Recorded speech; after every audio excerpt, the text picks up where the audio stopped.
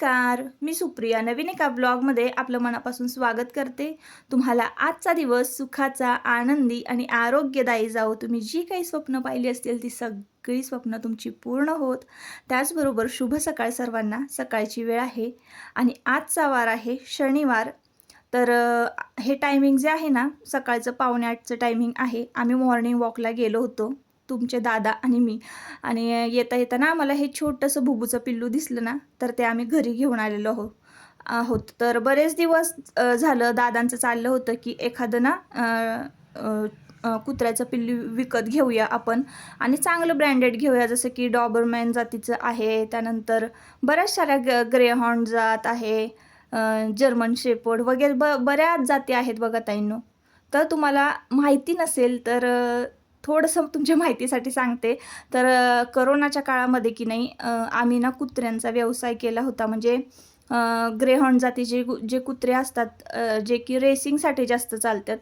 तर ती कुत्रे आम्ही पाळली होती. जवळजवळ ना 15-16 कुत्री पाळली होती आम्ही. आणि त्या व्यवसायामध्ये ना तुमच्या दादांना मी बरीच मदत केलेली आहे. तर मला ना कुत्र्यांविषयी असं म्हणजे नकोच वाटायला लागलेत, कारण त्या कुत्र्यांचं करून त्यांना अंघोळ्या घालून, त्यांना खायला घालून, त्यांची सगळी केअर करायची ना, तर सगळा दिवस जो आहे माझा तो त्या कुत्र्यांमध्ये जायचा, घरातल्या कामांमध्ये जायचा आणि देवांश लहान होता तर देवामध्ये पण जायचा. तर मला असं वाटायचं की आपलं माणूस काहीतरी करतंय तर त्याला त्या गोष्टींमध्ये साथ देणं गरजेचं आहे असं वाटायचं आणि मी ते करायचे सगळं. तर मग नंतर ना मला ते नकोसं वाटायला लागलं. मग सगळी कुत्रे जे आहेत आम्ही ते विकून टाकले. मग त्यानंतर मी तुमच्या दादांना एकही कुत्रं घेऊनच दिलं नाही, की नकोच आपल्याला कुत्रीच नको. त्यानंतर आजूबाजूचे जे काही कॉलनीतले जे कुत्रे आहेत तुम्ही आता पाहत असाल, तर ते कुत्री जे आहेत ना, तर मला कसं वाटतं की कोणीही उपाशी झोपू नये किंवा तर त्यासाठी ना आम्ही काय करतो, रात्री ना जरा शतपावली करायला जेव्हा जातो जेवण झालं तेव्हा, तर थोडंफार जे काही घरामध्ये शिळं असेल किंवा चपाती एक्स्ट्रा राहिलेली असेल ना, तर आम्ही ह्या कुत्र्यांना घालतो.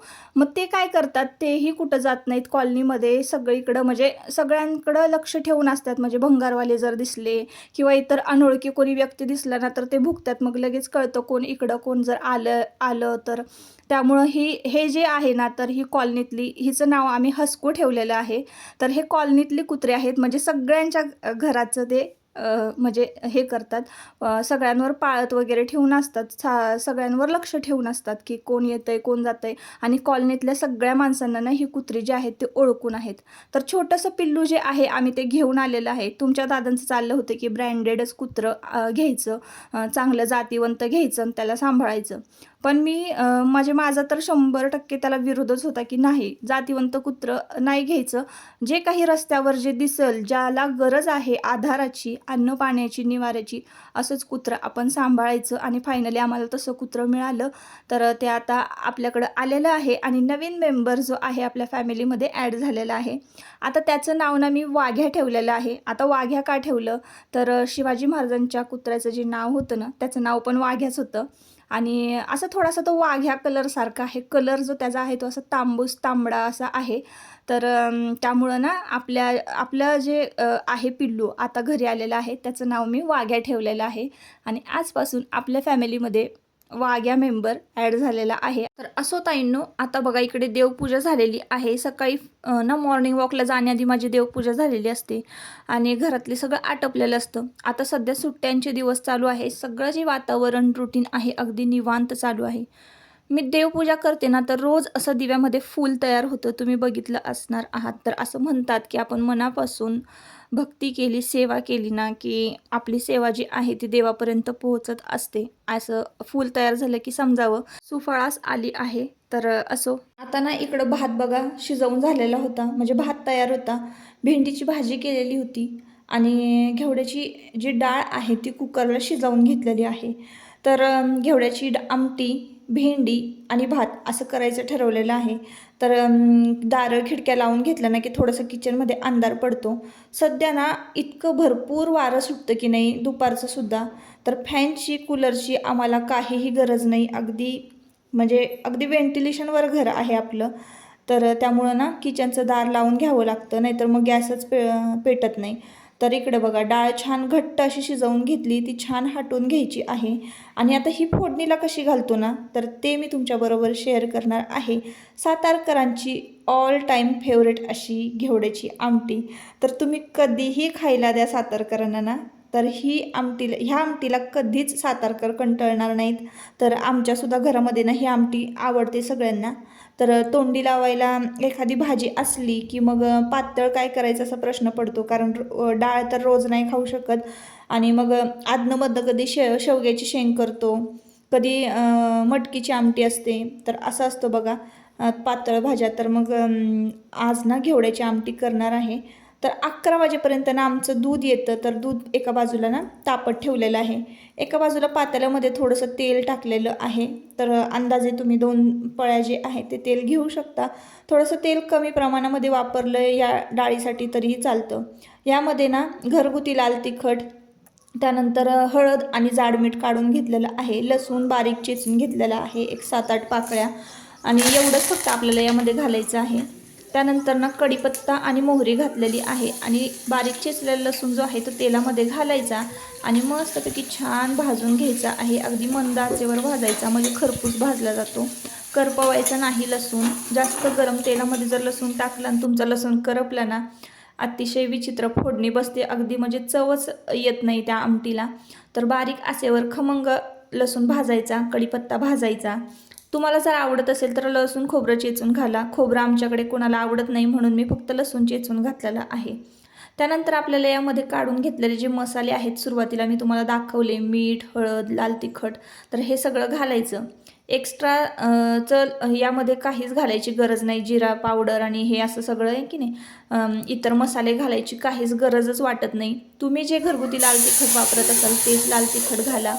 तर मी इथं आमचं मिसळलेलं जे लाल तिखट आहे ते तुमच्याबरोबर ती रेसिपी बऱ्याचदा मी शेअर केलेली आहे, ते घातलं. आणि त्यानंतर छान हाटलेली डाळ जी आहे ती घातली फोडणीमध्ये. आणि मस्तपैकी आपल्याला कोथिंबीर घालायची आणि ही डाळ जी आहे ती मस्तपैकी उकळवून घ्यायची. भाताबरोबर भाकरीबरोबर कुस्करून खायला अप्रतिम अशी चव लागते ताईंनो. खरंच घेवड्याची आमटी खरंच खूप भारी लागते. ज्यांनी खाल्ली असेल त्यांनी नक्की कमेंट करून सांगा. तर इकडे मी ना लाल तिखटाची जी भरणी आहे तर ती घासायला काढलेली आहे.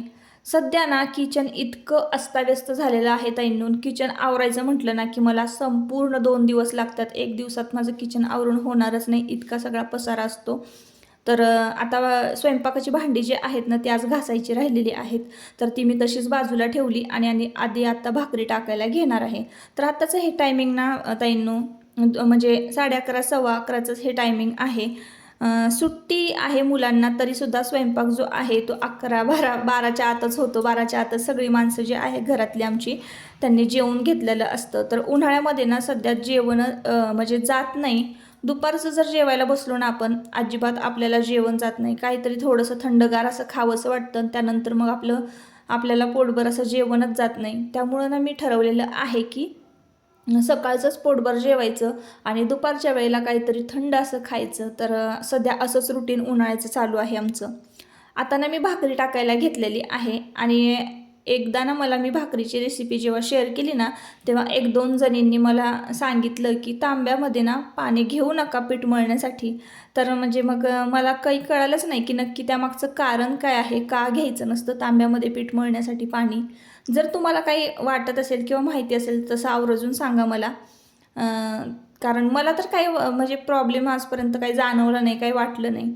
पण काय जर असं शास्त्र मार्ग जर काय असेल त्या पाठीमागचं, तर मला नक्की कमेंट करून सांगा. तर इथं मी भाकरी टाकायला घेतलेली आहे आणि भाकरीच्या व्हिडिओमध्ये मी संपूर्ण टिप ज्या आहेत भाकरी फुगण्यासाठी, भाकरी मऊसूत होण्यासाठी काय काय करायचं ह्या सगळ्या टिप्स मी सांगितलेल्या आहेत. तरीसुद्धा तुम्हाला मी भाकरी टाकताना बघायला खूप आवडतं, म्हणूनच मी तुमच्याबरोबर आता ही भाकरीची रेसिपी किंवा भाकरी जी आहे तर मी तुम्हाला टाकून दाखवते. तर इकडे ना छान असं पीठ मळून घेतलेलं आहे. आता दळण जेव्हा मी करते ना भाकरीचं, तर त्यामध्ये ना थोडेसे उडीद जे आहेत, जे की आपण इडली भिजत घालताना उडदाची डाळ वगैरे जी ना ती आपण ती वापरतो ना, तीच डाळ बघा तशीच टरफलं नसलेली आपल्याला थोडीशी ज्वारीमध्ये घालायची आहे. 1 किलो जर दळण असेल ना तर एक मुठभर डाळ तुम्ही त्यामध्ये घाला. तर ती डाळ घातल्याने ना भाकरी तुमची कधीही चिरटणार नाही, एकदम मस्त होणार आहे. ज्या काही नवीन मेंबर्स ॲड झालेले आहेत, नवीन ताई, त्यांच्यासाठी मी ह्या सगळ्या टिप्स सांगते. मागच्या व्हिडिओमध्ये सुद्धा मी तुम्हाला सांगितलेल्या आहेत. तर भाकरी पांढरी शुभ्र जर होत नसेल तर त्यासाठी तुम्ही तांदूळ घालायचे. मूठभर तांदूळ, मूठभर उडदाची डाळ असं जर घातलं तुम्ही भाकरीच्या म्हणजे हे ज्वारीमध्ये भाकरीचं पीठ दळताना, तर तुमची भाकरी जी आहे ना, एक नंबर होणार आहे आणि टमटमीतच फुगणार. तर इकडं ना जास्त राडा मी घालत बसत नाही. असं म्हणजे पोळपाट ठेवा, परातीत पीठ मळा आणि पोळपाटावर मग परत थापत बसा, असं मी करत नाही. एकदम 2 भाकरीचं पीठ मळून घ्यायचं आणि मस्तपैकी परातीतच भाकरी थापायची. जास्त काही राडा घालायचा नाही, जास्त काही खरकटं करत बसायचं नाही. असं एकदम साधं सोपं गणित आहे माझं भाकरी टाकण्याचं. तर 3च भाकरी आपल्याला इथं टाकायच्या आहेत, जास्त भाकरी टाकायच्या नाहीत. तुमच्या दादांचं जेवण झालं होतं आत्ता, म्हणजे 10 वाजताच मला वाटतं ते जेवलेत आणि मलासुद्धा भूक लागलेली आहेत. आजी बाबा सकाळचे नाश्ता करतात, त्यामुळे त्यांचं जेवण थोडं उशिरा होतं. आयुष्य मनाला वाटेल तेव्हा तो जेवत असतो, असं आहे. आणि मला जेव्हा भूक लागेल ना तेव्हा मी जेवून घेत असते. पण माझं टायमिंग जे आहे ना, 11:30च्या आतच मी जेवून घेत असते, 11 11:30च्या आत. तर इकडे बघा मी टाकलेली आहे दुसरी भाकरी आणि पीठ जे आहे तर दळणाचं ते संपत आलेलं आहे, अजून दळण करायचं आहे. असं ताईंनो, आता इकडे बोलता बोलता माझी भाकरी जे आहेत त्या 2-3 भाकरी टाकून सुद्धा झालेल्या आहेत. आज ना डबा द्यायचा आहे शेतात, जे दादा आलेले आहेत काम करण्यासाठी. तर ना झालं असं की त्या दादांचे ना भाऊ जे आहेत तर त्यांना हृदयविकाराचा झटका आला आणि त्यातच त्यांचा अंत झाला. तर म्हणजे ना त्यांना देवाज्ञा झाली त्यांच्या भावाला. तर नुकतंच सावडणं झालं, म्हणजे 2 दिवसापूर्वीची ही घटना आहे आणि लगेचच मग ते तिसऱ्या दिवशी आपल्या शेतात कामाला आलेले होते. तर अर्थातच त्यांनी डबा आणला नसेल अशी परिस्थिती त्यांच्या घरामध्ये आहे. तर म्हणून मग आम्ही ना डबा द्यायचं ठरवलं होतं त्या दादांना. तर घेवड्याची आमटी, भात आणि भाकरी, त्यामध्ये लोणचं घातलेलं आहे थोडंसं भाकरीमध्ये आणि भेंडीची भाजी, आमटी, असा डबा आहे. तर हा डबा ना आता आजी बाबा शेतामध्ये घेऊन जाणार आहेत. तर ताईंनो, डबा भरताना ना माझी नेहमी गडबड होते. तर म्हणजे नक्की क्रमच मला कळत नाही की डब्याचा नक्की कसा भरायचा डबा. आमटी खाली भरायची की वरच्या डब्यावर म्हणजे डब्याला आमटी भरायची, नक्की कसा भरायचा मला जर तुम्ही कधी भरला असेल ना डबा, नक्की मला कमेंटमध्ये सांगा क्रमवारी की असा असा डबा भरायचा, खाली आमटी भरायची की वर भाकरी भरायची. यामध्येच मी खूप कन्फ्यूज होते बघा ताईंनो. त्यामुळं खालच्या डब्यामध्ये भाकरी, दुसऱ्या डब्यामध्ये भात, तिसऱ्या डब्यामध्ये सुकी भाजी आणि टॉपला जे आहे त्यातमध्ये आमटी घातलेली आहे त्या डब्यामध्ये. अशा पद्धतीने मी डबा भरते. तर मी बरोबर डबा भरलेला आहे का मला नक्की कमेंट करून सांगा. तर त्यांना ना एक डिश, पाण्याची बाटली, थंडगार पाण्याची बाटली आणि डबा हा दिलेला आहे शेतामध्ये. आता चला, सगळं स्वयंपाक वगैरे झाला आणि लगेचच आता मी जेवायला घेणार आहे. तर तांब्याचं जे परात होती आणि तांब्याचा तर त्याला ना पितांबरी लावून ठेवलेली आहे. तर मला तांब्या पितळची भांडी खूप आवडतात आणि एका ताईंनी सांगितलं होतं की जर्मलची भांडी जी आहेत तर ते तुम्ही जास्त म्हणजे वापरू नका. जर्मन हे आपल्या आरोग्यासाठी चांगलं नाही आहे, ते स्लो पॉयझन आहे त्यामुळं. तर म्हणजे आधी कोणाला एवढं कळत नव्हतं भांडे वगैरे विकत घेताना. आता सगळ्यांना कळायला लागलेलं आहे की नक्की कुठल्या भांड्यांचा, कुठल्या धातूचा वापर करावा घरामध्ये. तर तसं तसं ना बायका जरा जागृत व्हायला लागलेल्या आहेत. त्याच्यामुळं मी पण आहे ना आता जास्त करून बघा तांब्या पितळचीच भांडी खरेदी करणार आहे. तर असो, आता इकडे जेवायला बघा मस्तपैकी ताट भरून घेतलेलं आहे. आता ही पितळी जी आहे, मी ताट जे जेवायला घेतलेलं आहे त्याला पितळी म्हणतात. तर ती माझ्या आजीची पितळी आहे, माझ्या आजीची आठवण आहे. हा तांब्या जो आहे ना तो पण माझ्या आजीच्या लग्नातला आहे. तर त्यामुळं ही भांडी जी आहेत ना मला अगदी जवळची आहे. या ताटामध्ये जेवायला खरंच खूप भारी वाटतं. तर असं ताईंनो, संध्याकाळची वेळ, जेवल्यानंतर सगळी कामं आटोपली आणि मी की नाही मस्तपैकी एक झोप काढलेली आहे. त्यानंतर छान फेसवॉश केला आणि आता फेसवॉश झाला ना संध्याकाळचं, सकाळची मी सनस्क्रीन वापरते आणि संध्याकाळचं मॉइश्चरायझर वापरते. त्यामुळं स्किन कशी अशी छान तुकतुकीत राहते. पण थोडंसं ना पिगमेंटेशन आलेलं आहे चेहऱ्यावर, काळपट असा चेहरा झालेला आहे. त्यावरही लवकरच मी उपाय सांगणार आहे. तर सध्या ना इकडे बघा, आता मी तुम्हाला दाखवते. तर ही फ्रॉक जी दाखवते ना ती मी झाले 2 वर्षापूर्वी घेतलेली आहे. तर मी असा विचार केला की पुढच्या महिना जो आहे तो मे महिना आहे, अतिशय कडक उन्हाळा असणार आहे आणि सध्याही उन्हाळा भरपूर चालूच आहे ताईंनो. त्यामुळं साड्या नेसणं एवढं पण कम्फर्टेबल होणार नाही. आता मी गॅलरीमध्ये उभे आहे ना तरीसुद्धा बघा किती घाम येत होता. तर त्यासाठी ना मी हे जे ड्रेस आहेत ना ते वापरायला काढलेले आहे. तर चला म्हटलं तुम्हाला सुद्धा दाखवूया, तुमच्याबरोबर शेअर करूया. नवीन अशी काही वेगळी खरेदी केलेली नाही आहे कपड्यांची. तर आणि ऑनलाईनसुद्धा मी काही म्हणजे मागवलेलं नाही आहे, ऑफलाईनच आहे. त्यामुळे याच्या लिंक माझ्याकडे नाही आहेत. पण घेताना जर तुम्हाला घ्यायचे असतील असे ड्रेस तर नक्की तुम्हाला मी किमती सांगते. तर आता मी जी दाखवलेली आहे मरून कलरची फ्रॉक, तर ती 400-450 रुपयाला मला बसली. छान लॉंग स्लीव्ज होत्या, बांधणीसारखी प्रिंट होती, त्यावर थोड्याशा टिकल्या होत्या आणि मी ती अशीच कुठेतरी पिकनिकला वगैरे जाताना घालायची म्हणून घेतली होती. तर ते आता मी वापरायला काढणार आहे. त्यानंतर ही एक व्हाईट कलरची आहे, त्याला छान असा अस्तर आहे, बटरफ्लाय स्लीव्ज आहे, पाठीमागून फुडून अशा गोल गळा आहे आणि कापड जे आहे ते जॉर्जेटचं आहे.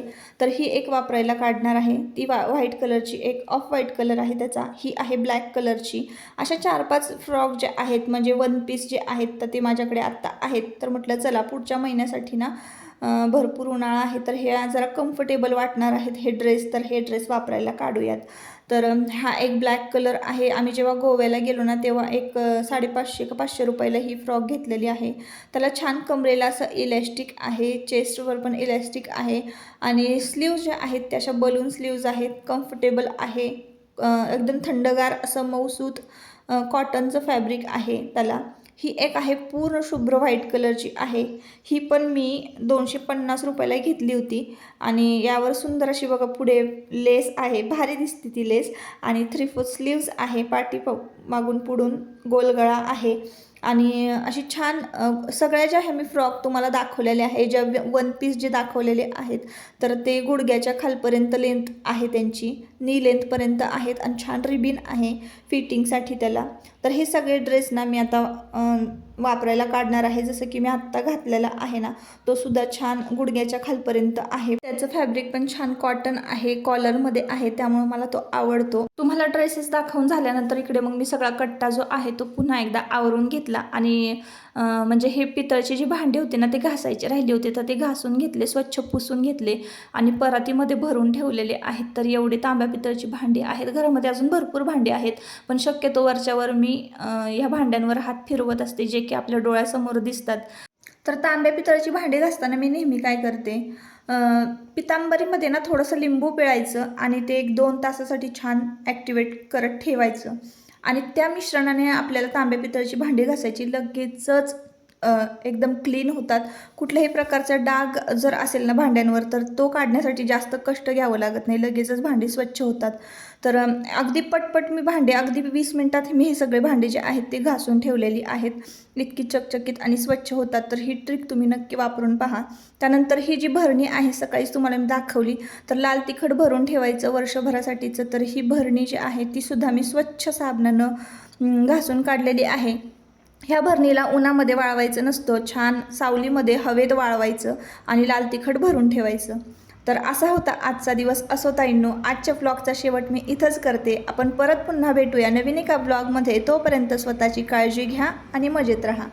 आजचा ब्लॉग जर आवडला असेल तर नक्की आपल्या चॅनलला सबस्क्राईब करा आणि व्हिडिओला एक लाईक करा. Bye bye.